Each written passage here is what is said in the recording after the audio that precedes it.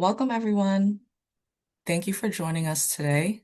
Today's session is about designing salary structures that hold up in a changing market. I'm Kenny Tan, a marketing lead here at Salary.com, and I'll be your host and moderator for the next hour. A few quick housekeeping items before we get started. For one, you're all muted by default. Please use the Q&A panel to send in your questions at any point during the session. It should be in the Zoom toolbar at the top or bottom of your screen. Um, if we don't get to your questions at the end, we'll follow up with you over email. This session is also being recorded, and we'll share the slides with you afterward as well.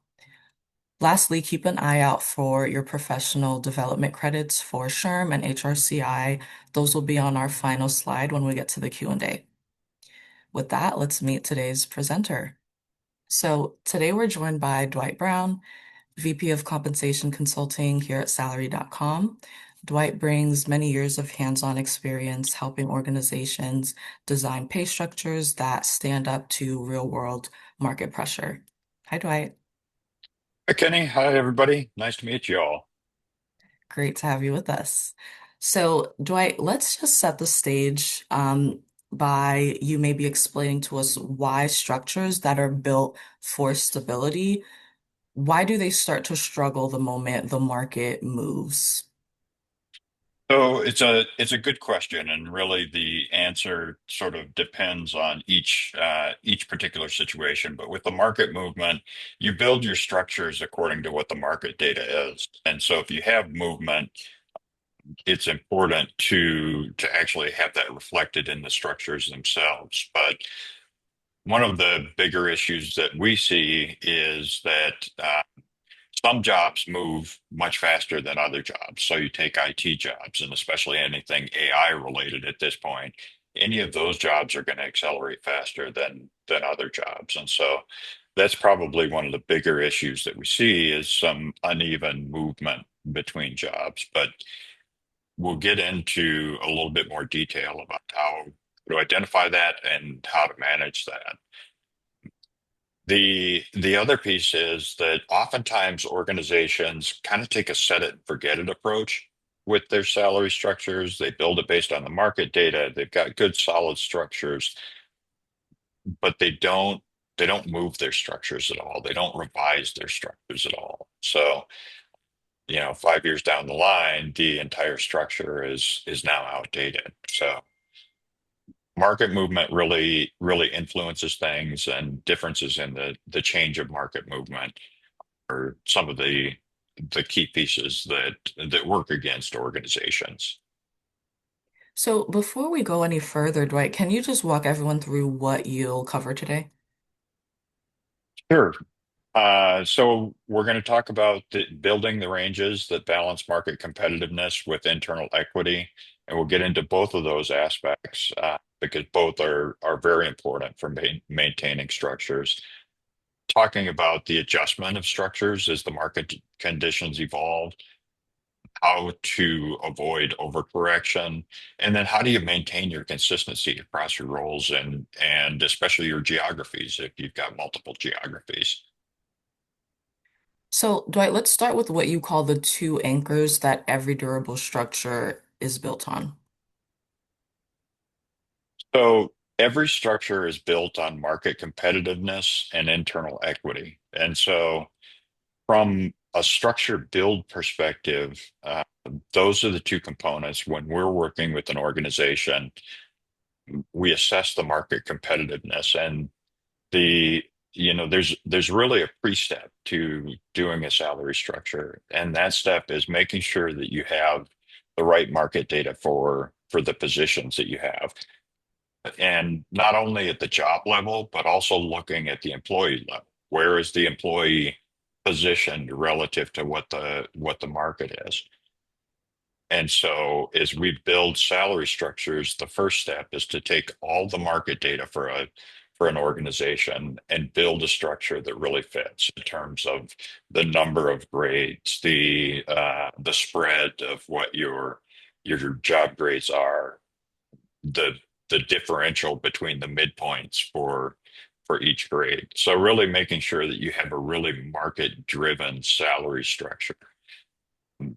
The other piece is the internal equity. And I like to say that when building salary structures, this is like many things in comp, there's an art and a science that goes with it. And so, as you're getting into the structures, into the build, your market data may say one thing, but when you look at the positioning of different jobs, that positioning of jobs may say something different. And so part of the structured design process is making moves with those jobs. And so based on what we're talking about today, both of those aspects really come into play as the market moves because you're looking at your market data and reassessing where's the market relative to where we originally placed a job and a grade uh, in the structure itself. What sort of moves do we need to be considering given market movement? And then, continually looking at that internal equity piece of things because, everything sort of spreads as you go. And so if you're making moves with your jobs, you have to be careful with compression and then also just the overall job placement. So, the piece that we've talked about in terms of maintaining flexibility, it's going to be what's your market data? What's your range spread? Do you have the most appropriate range spread? What's your midpoint progression? So what's the shape of that salary structure? And really assessing what your grade overlap is based on those factors. So once a structure is built, how do you keep it in step with the market? So the key step is to continually look at the market rates for your positions. And so, oftentimes, like we have our tool, Comp Analyst Market Data, that allows organizations to do the market matching, and then also at defined intervals, be able to take a look at their positions and determine where the market data is with those positions. Update the matches that you have, or update the effective date of those matches. So it really gets to, the biggest question that we get is how should we look at our market data? And there's a little bit of a it depends answer with it. You remember at the beginning, I talked about the IT jobs, as an example, especially the AI jobs. Some of those jobs, if they're hot jobs or if they're jobs that you're having trouble recruiting and retaining for, those are ones that you might want to get into an annual rhythm on. For some jobs, it may be even sooner than that. Look at it every 6 months because they literally change that quickly. The But otherwise, what we recommend is reviewing at least biannually, every other year, to make sure that your structures are reflective of what the market is. Also, watch the leading signals. How are you administering your salary structure? What are the comp ratios? How are you moving people through their grade ranges? And what are the ones that are who are the ones that are landing above the midpoint based on the criteria that you've set and your pay guidelines? Should they be at the point that they're at in the grade? And the other piece is monitoring exception requests because that can be a big signal for the need to really look at the market rates for a given job again. And don't be afraid to move jobs around in your structure. You want it to be market driven, and you want it, that key point is to be able to retain and sustain your overall competitiveness and your ability to recruit and retain on an effective basis. Structure adjustments move the ranges, but the merit budgets move the people. And what that means is not only are you responding to specific jobs within your structure, but you also want to set a cadence of updating your structure. And so that sometimes what we see is organizations are going to be doing a cost of living adjustment. And as part of that, they're going to take all their grades and they're going to shift them up percentage. Currently, over the last year, we've been advising companies to shift by about 3.5 to 4%. Depends on the company, depends on the industry, depends on the size of the organization, and depends on the job mix that they have. But if we were to average it out, it is averaging out about 3.5 to 4% for movement. And that movement can be key as the market conditions are changing with your jobs. If you're moving your grades to a certain extent, you're already keeping up with what the market conditions are. Then looking at the market rates for given individual jobs becomes sort of a secondary piece of the overall piece. And when we say that merit budgets move the people, this is true. This is what moves people through the ranges. So you move your ranges, but you're also at the same time using merit increases to move people through the ranges, or you just have a certain cadence at which everybody moves a certain amount through the range itself. Most often we see it with the companies that have and are administering a merit budget. So before I ask you the next question, Dwight, just a reminder for everyone in the audience to leave your questions in the Q&A box. I see someone's hand is raised. Unfortunately, my friend, I can't unmute you so we could hear your question. So just drop it in the chat or the Q&A. But Dwight, to your earlier point about AI related jobs, for example, we know that the Mhm. market is getting pretty noisy for certain jobs right now. So Mhm. how do comp teams know when to react immediately or just staying the course? It's a great question, and there are probably about a million answers to that question. A lot of angles that you can approach it from. But the biggest signal that we see tends to be difficulty with recruitment and retention. Uh, you're losing staff to other organizations, or you have that job posting out there, and it's been out there for 6 months with very few qualified applicants for it. That could be a signal that you need to look at your pay. So, really looking at your not only the market rate for that job, but where do you currently have it placed within the grade range, and do you need to be thinking about that?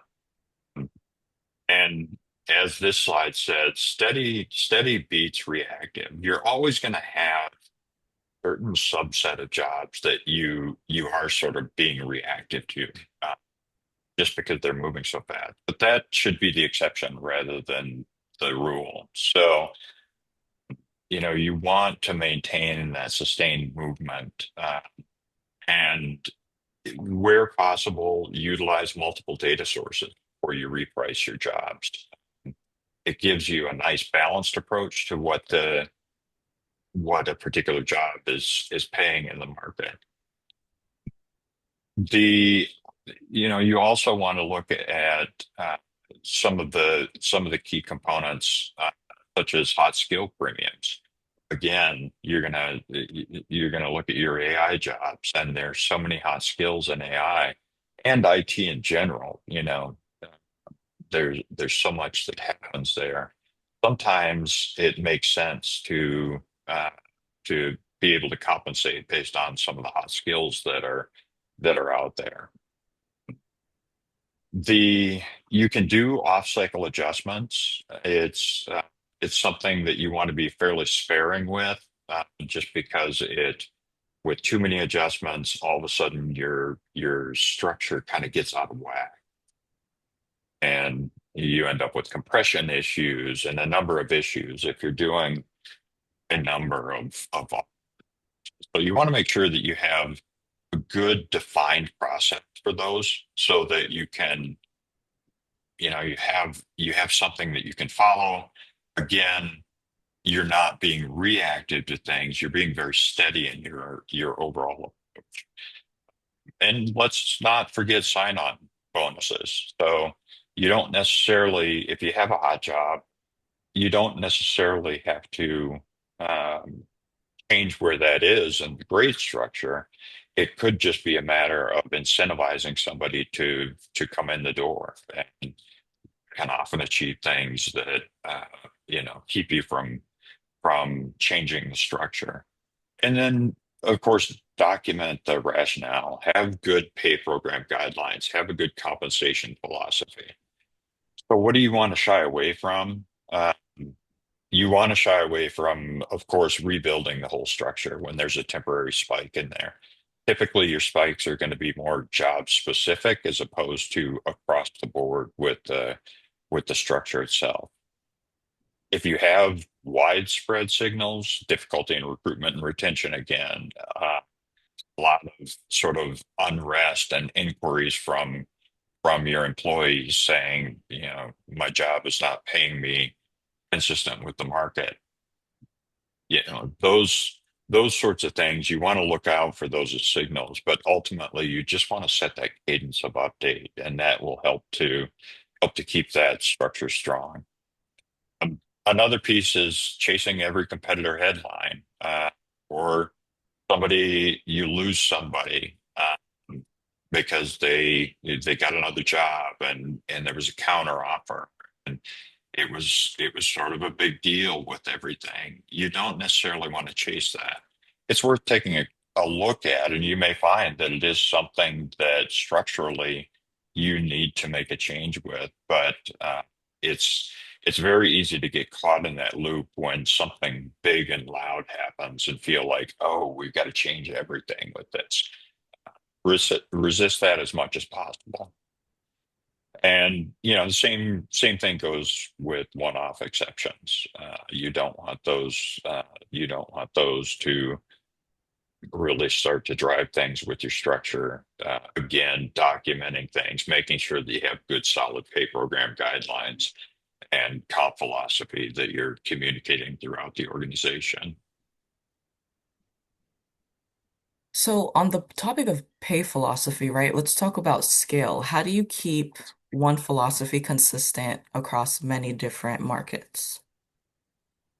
So ultimately, a philosophy is meant to be an overall sort of guiding star, if you will, about how do you compensate your employees. And so a key component is looking at things from the perspective of just the basics. When you're market pricing a job, are you looking to benchmark to the 50th percentile, or are you looking to benchmark to the 75th percentile? What do you want to pay within the market itself? And the important thing there is that there can be multiple percentiles that you are paying to in the hot jobs arena, where you're probably going to have some difficulty with recruitment and retention. You may want to mark those at, say, the 65th or the 75th or whatever that is that's higher than the median, where the majority of your positions you may want to benchmark those to the 50th percentile. All of that is covered in the compensation philosophy, and you want it to be fairly explicit in terms of we strive to pay to the 50th percentile. There's certain jobs that we strive to pay to the 65th or 75th or whatever that is. Really just kind of stepping that out so people know how it is that you're coming to the decisions that you are from a pay perspective. Next piece is to choose your geographic approach. If you are a disseminated organization, let's say you have headquarters in Chicago, but you have locations in Washington, Texas, Idaho, all over the place. How are you going to adjust pay based on that? And be ready to explain that to employees. Also, when when you can, one of the biggest tools is building a job architecture. I won't get into detail here. We actually have other webinars that cover job architecture. But job architecture just to sort of set the foundation. The job architecture is the overall framework of your job, and that job architecture and comparing to the market, those two will move hand in hand. And so, anchoring to a single job architecture will definitely help you. And then finally, govern the exceptions. Have things written out, have things explicit in terms of approval ways, how you're going to track any of the exceptions that come through, looking at some of the patterns, doing some of the data analysis, and really determining, using that to determine, do we have the right structure? Do we have the right job in the right place in the structure? Or is there something else that's driving these exceptions that we're making? Are we seeing spikes in exceptions? Are we seeing lulls in exceptions? Many ways to be able to look at that, but really use that as information for your salary structures and determining whether there's any change that should come from that. Dwight, how do you know when it's time to revisit and potentially adjust your structure? So it gets to some of what I've talked about already. Number one, just have a defined interval where you are going to review and update your structure. The updates, we talked about the merit budgets and the need to annually adjust your grades by a certain percentage. Stick with that schedule. But at the same time, like the other piece that I talked about, look at those recruitment and retention issues, especially when you have direct feedback that a lot of that is due to pay, which you're typically going to get from people turning down an offer, for example, and explicitly saying that it's because of pay, or your employees are leaving and in your exit interviews, they're providing direct feedback that pay was the driving factor. Also, you look at where your employees are in the grade ranges. Look at your compa ratios, and just to define compa ratios specifically, that's the employee pay as a ratio to the midpoint of your grade ranges. It helps you to be able to see, do you have a lot of clustering toward the top? Times that happens in organizations that have long tenure folks. You're going to see some of that clustering. Also, if exception requests have been the norm rather than the exception, that's a big signal for you that you probably want to take a look at your structure, look at your market rates, do the benchmarking or re-benchmarking to determine if there are specific changes that need to be made or even global changes that need to be made to the structure.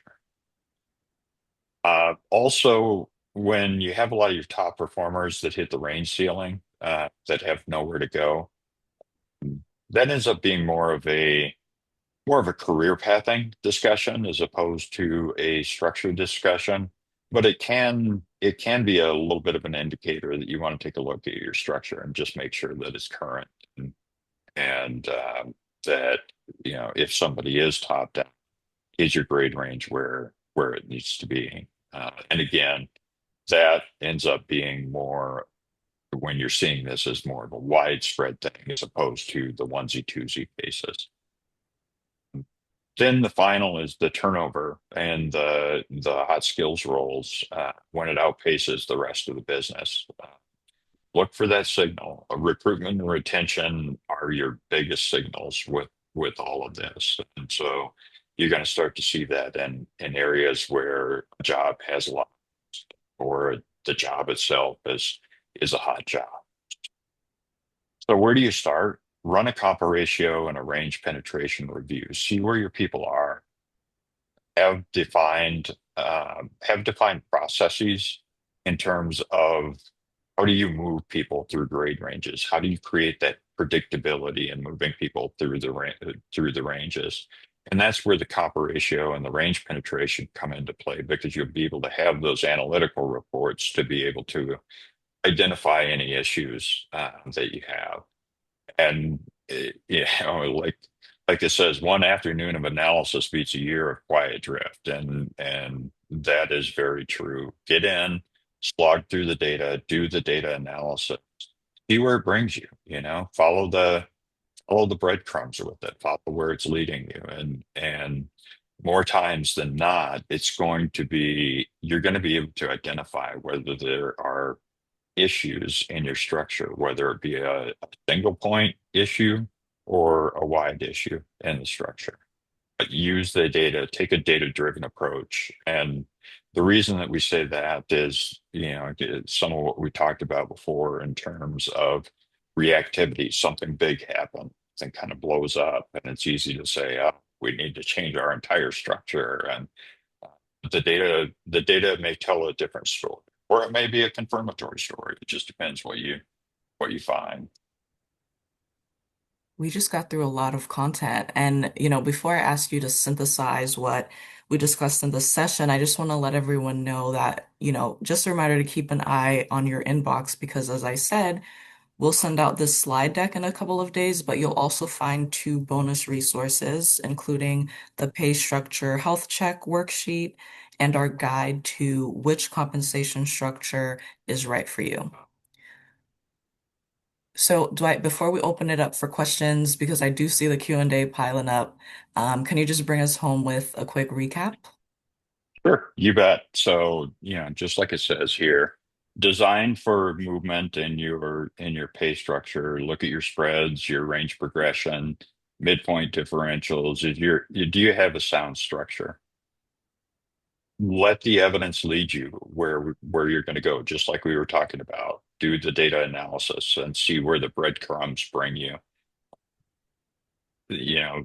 Ultimately looking at adjustments based on sustained data as opposed to some of the loud, big, issues that pop. Protect your internal equity. Make sure that you're looking at compression within your salary structures, just from a overall housekeeping perspective, and continuing to make sure that you have the right jobs and the right grades relative to what your internal hierarchy is. And stay steady. Be methodical about your salary structure. Try to shy away from the reactivity. Be ready and be flexible because there are times where you are gonna have to react to this. But if you really step out what your process is, you communicate that process to everybody, then it becomes a matter of consistency and gives everybody a feel that, okay, my company does care about being competitive with their pay. I understand, how we look at the market, and I understand how they keep that pay competitive through pay updates. And so take a steady approach and make sure that you have everything well documented and communicated throughout the company. All right. That brings us to your questions, everyone. If you haven't already, drop them in the Q&A box. Your codes for professional development credits from SHRM and HRCI are on the bottom left of the screen. And feel free to email Dwight directly about consulting. And you can use the QR code on the screen if you'd like us to follow up with you about whether it's consulting services or salaries, comp management solutions in general. So, thank you so much for that presentation, Dwight. Are you ready for some questions? Yeah, let's take a look. So we've got a longer one in the Q&A from Jed, if you see that at the top. I'll read it out loud for everybody else, but in range structures, is it typical for the range spread to increase as you move up the structure, or for the range spread to remain consistent? So say that again. And he gave examples of each. So the range spread increasing as you move up the structure. So for example, from lower to higher grades, Hmm. or for the range spread to remain consistent. So for example, a 20% spread on either side of the midpoint. What is more Yeah, typical? that's a good question, and part of it depends on your jobs. Oftentimes, when we build salary structures with clients, we'll break it down into two structures. One's going to be your exempt structure, one's going to be your non-exempt structure. in your non-exempt, and to a certain extent you're exempt, it is common to have the range spread increase as you go up the structure. And so for instance, in a non-exempt structure, we might start with a 35% range spread because you want people to be able to progress through the range faster in those entry level roles. Where as you get into higher level roles, there's going to be more consistency. And but you always want people to have the ability to continue to move through a range.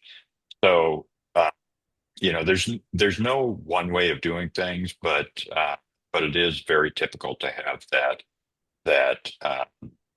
range spread increase as you go up. And oftentimes with the exempt structures, it's probably going to be a little more consistent. It's not uncommon for us to build range structures where it's a 50% spread from the first grade up to the last grade of the structure. So the only other piece that I would add to that is that oftentimes, if you are including executives or other jobs like that in your structure, and especially if you include it in your exempt structure, you can go beyond the 50% range spread. At times we'll look at 60 to 70% range spread because the concept being that once you get to that top range, you don't have any more grade ranges that you're going to move up. So you need plenty of headroom to be able to consistently move up in overall base pay with that. Next question from Jane. Regarding compression between team leads versus worker, how much of a gap should there be between salary ranges? Depends on the position. Oftentimes, if you're looking at a team lead versus one of the individual contributor roles only, a lot of times we're looking around a 5% mark. That's not every job, that's not every company. It depends where your market data is coming in. But typically, and oftentimes we're actually able to market price a team lead versus an individual contributor. Take customer service reps, for example. You may have three levels of customer service rep plus a fourth level of team lead. We may have a market match for each one of those, and so the market match is going to drive that for any positions that aren't typically leveled in the survey market set. Then a lot of times between the individual contributor and that team lead, uh, which is going to be in between, is going to be less than the supervisor, for example. A lot of times we'll say, let's put a 5% premium on it for the overall supervisory aspect that goes with being a team lead. Next question from Amy. If your philosophy is to pay at the 50th percentile, do you build your ranges within the 50th, being midpoint, or do you use the 50th as your bottom of the range and build up from there? Typically, we're going to look at it as the midpoint or being close to the midpoint. It's important to realize that when you're building the grade ranges, you're going to have uh, multiple 50th percentiles because you're going to have multiple jobs that you're looking at. And that's where we use regression analysis because it gives you that clustering around the most appropriate midpoint of a particular grade range. So generally, to answer the question specifically, generally we are equating that 50th percentile with about the midpoint of the range. That's actually how we place our jobs. We look at what that 50th percentile is, we look at the midpoints of the ranges, and we say which midpoint is closest to what that 50th percentile is. Based on that, that's the grade that the job is first assigned to. Okay, we've got a little bit of a longer question here. So, if we match our midpoint to the 50th percentile, but our employees complain that they're not moving through the range fast enough during their career, what Mhm. is the best practice for the time frame at which a solid performer should be at midpoint generally? 10 years, 15 years? Yeah, it's a good question. We see a little bit of variability in it, but the most consistent is going to be 8 to 10 years to reach the midpoint of a range. And so you want your progression, defined range progression to match that. I would say most commonly what we see is about 8 years because you you want them to have something that they can work toward. You want them to have a little bit of a defined path and how they're expected to move through that grade range. And if you get out beyond 10 years, it really just gets way too long term for people. And that's where you start to see a lot of the complaining. And even between, sometimes even between that 8 to 10 mark, sometimes you still see complaining. Typically, when we're advising for 8 years to reach the midpoint of the range. Question from Rob. What are your thoughts on the lead versus lag approach to developing salary structures? So, I without a little more context, it's a little bit difficult to answer that question. But I I'm always a huge fan of where you're able to afford it as a company. Leading the market is a good thing. The only problem with it is that it your total payroll, if you may have a little bit of payroll bloat if you're consistently trying to lead the market across the board. What I recommend for leading the market versus lagging the market, and ultimately you never want to lag the market per se, but in terms of leading the market, usually I say identify specific positions where you should be leading the market.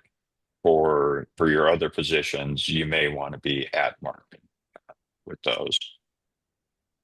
That's if I understand the question correctly, that's kind of the way that I look at it, is be a little more targeted in your approach and leading the market as opposed to a blanket of doing that. Question from Spencer. My team prefers range penetration over comp ratio. Are you able to answer why you prefer comp ratio? Honestly, I don't prefer comp ratio over range penetration. I think you need to take a look at both of them. And the fact that your team looks at range penetration and maintains things to that, that's great. I mean, the good part is that you have an approach and you have something that you're looking at, and so either the comp ratio or the range penetration can help you assess that. I think it's good that you have a good defined process and utilize that to maintain your structure. All right, sorry, I'm just sifting through. Okay, so, and yes, the Q&A will be included in the recording, everyone. Okay, question from Christian. Are there rules of thumb to create more than one structure? For example, a separate structure for certain job families or a separate structure for geography? So, two key components in there is the number of structures, and then how do you deal with geography with it? Um, the number of structures depends on the number of jobs that you have, and there's no set number. But if you have 10 distinct jobs in your organization, you're probably only going to want one structure. It really doesn't make sense to have multiple structures. If you have 500 jobs in your organization, then you're probably definitely going to want different structures. At a minimum, exempt versus non-exempt, but as came out in the question, you could easily do it by job family as well. Different departments, we've seen that approach where different departments have different salary structures. The and then the geography component of things, we where that comes into play is what does your comp philosophy say about how you're paying for different geographies? Are you a company that has a lot of remote employees? If that's the case, typically what we say is benchmark and pay to what the national market is. Whereas if you require employees to be in a certain location, then you want to have a structure that reflects what the geographic differential is for that location. The differentiation is really, do you require somebody to be in a specific place? If so, pay to that market, or do you not require them to be in a specific place, in which case to control payroll and control some of the ups and downs that go with it. We usually recommend either benchmarking to the national market, or what we've also seen is organizations will benchmark to their corporate market and then do differentials based on that. Okay, we had a question about geo differentials. What are some practices you want to avoid when determining geo differentials? The couple of a couple of pieces with the geo differentials, and it actually gets to what I was just talking about. It depends how you need to use the geographic differentials. Again, if you require an employee to be in a certain place, then you apply a geographic. If you don't require them to be in a certain place, then you might want to look at the national versus otherwise.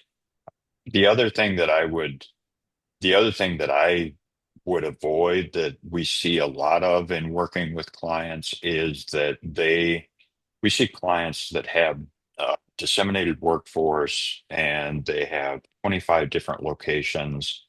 And so they have 25 different salary structures according to the location. And ultimately, when you start to stack the geographic differentials together for each of those 25, we usually recommend more of a zone-based approach. So you kind of look at, of the geographic differentials for each one of those markets, which ones are sort of within 5% of each other. For those, make it zone one. If they're within 10% of each other, make that zone two. So there are some things that you can do to account for geographic differential without totally over engineering your system, and without having to build too many salary structures to accommodate the different geographic different you that you work within. When it comes to AI or other hot skills, what are some examples of how you've seen that accounted for in benchmarking new roles or compensation structures looking to support an overall company goal to encourage employees to upskill in AI? A good question. Number one, being able to identify the skills and competencies that your organization has. We work with companies. We have our skills and competencies library, and a lot of companies are applying those skills and competencies. And matter of fact, the biggest request that we get is, what are the AI skills that are necessary?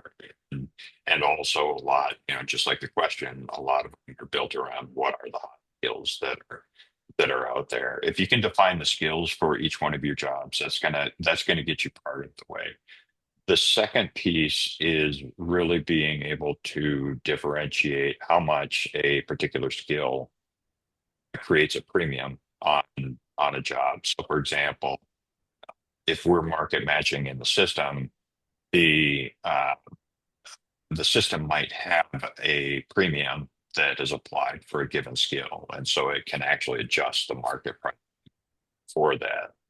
If a premium or a discount, well, typically not a discount, if a premium exists for a particular skill, but it doesn't come through in the market data, you can also look out there and see what you're seeing in the job postings. So kind of like our Salary.com product, where we scrape all these job boards, that has helped identify some of the skill premiums that are out there for given jobs or given family of jobs. So really depends on the job. Really depends on the approach and the availability of the market data that you have for those. How do you determine where to place a new employee into a pay grade? If they meet the minimum qualification requirements, do you bring them in at pay grade minimum, or do they penetrate the range for the years or portion of the years that they exceed the position's minimum requirements?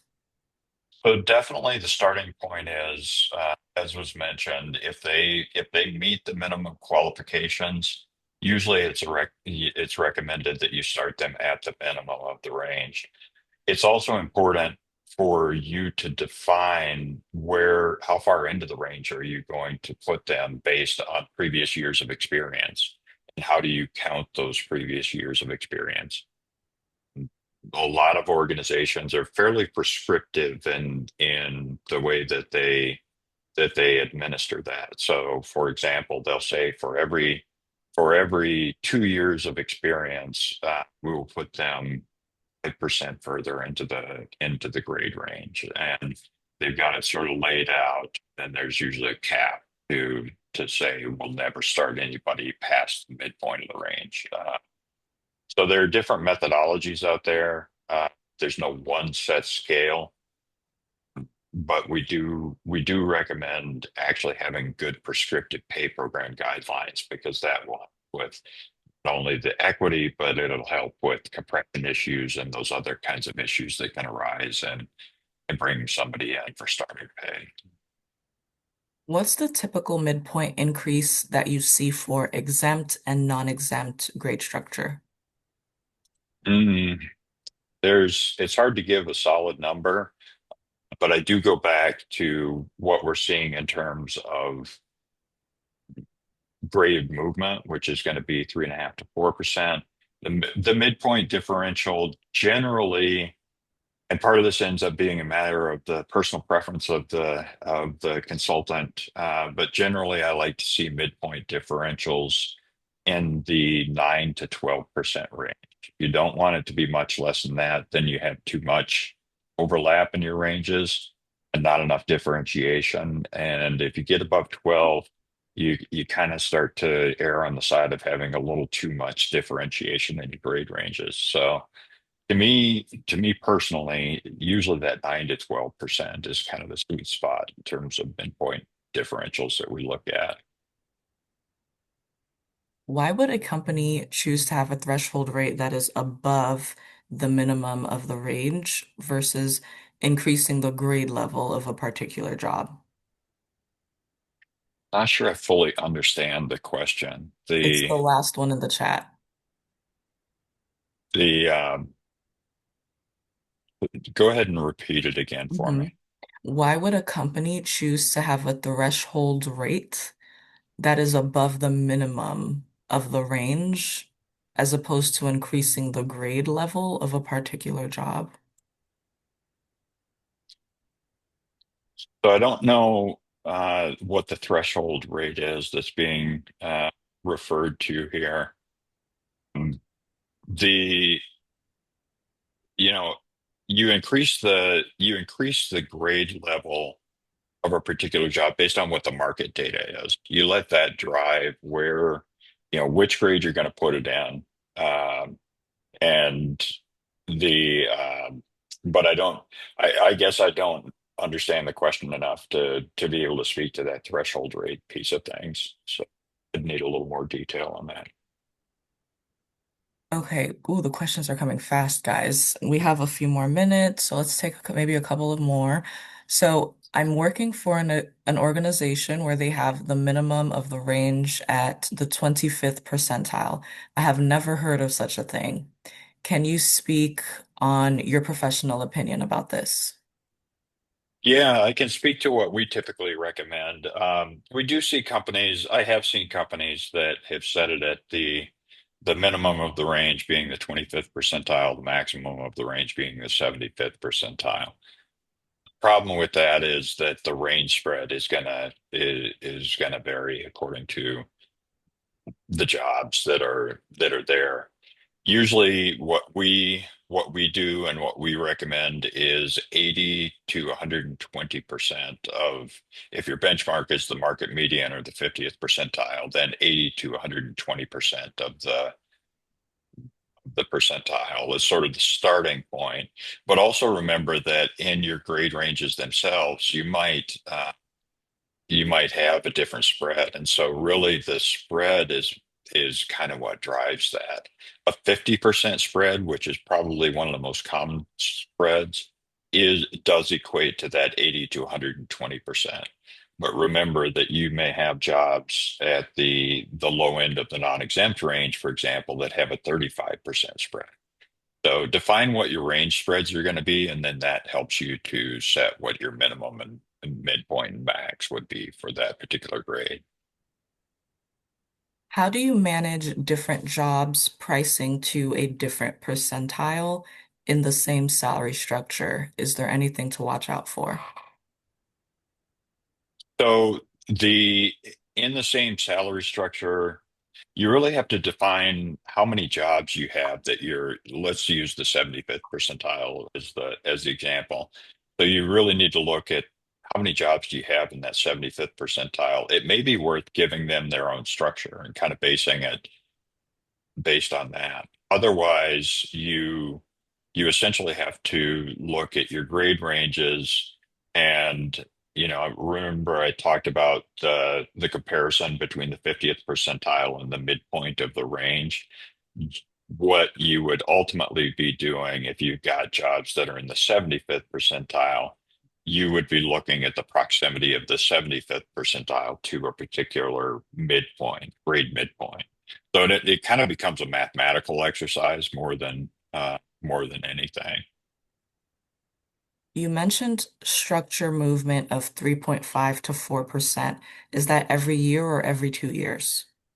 Good question. Yeah, good clarification. That's every year that we typically recommend that. That's about the rate that we've been seeing the average job movement or job-based salary move. Related question. Someone asked 3.5 to 4% structure movement seems high if salary budgets have been at 3%. How can companies move employees through ranges if the structure moves faster than salary increases? That's a good question and a good clarification. You really need to you really need to look at what your overall salary budget is, and you need to look at how you are moving your employees. At the end of the day, whatever moves you make, whether it be the grade ranges, the employees, or both, it has to fit what your overall salary budget is. So when we're talking about overall movement, that's the biggest caveat out there. It's you have to model that movement, you have to model the financials that go with it, and sometimes it takes some iteration. Like if we change the structure by 3.5%, and everybody's also getting a 2.5% cost of living increase, what does that do? Uh, so definitely some financial modeling and some iteration that goes into determining ultimately what your structure update is going to be and what your employee update is going to be. Okay, let's take one more question. Should compensation be researched based on job description or title? I found that titles sometimes do not match the job description. Oh yeah, yeah. This one's a pet peeve of mine. The title matching, I am not supportive of. We uh, There are times where you may not have a job description, and so to a certain extent you may be doing title matching, but ultimately, if you have good compensation hygiene, you're going to have good up-to-date job descriptions, and so we always match to what the job description is because you need to know what that content is and what the skills and competencies are that you're market pricing to, as well as what the qualifications are from an educational and a years of experience perspective. So we always greatly encourage doing your job matching according to the job description content. That's all for today. Thank you so much, everyone, for joining us. I look forward to seeing you in future webinars. And a big thank you to Dwight for sharing your valuable insights. Enjoy the rest of your day, everyone. Thank you.